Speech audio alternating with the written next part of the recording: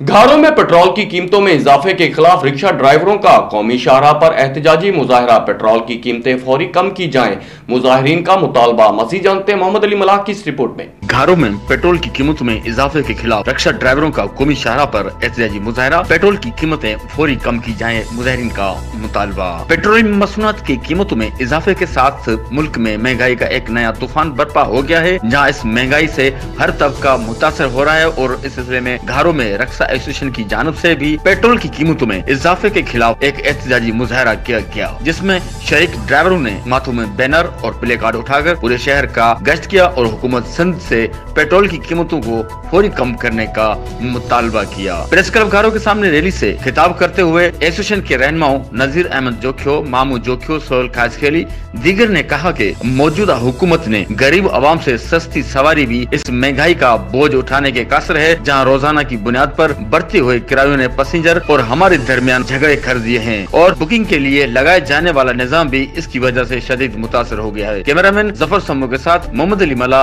राज news, घारो।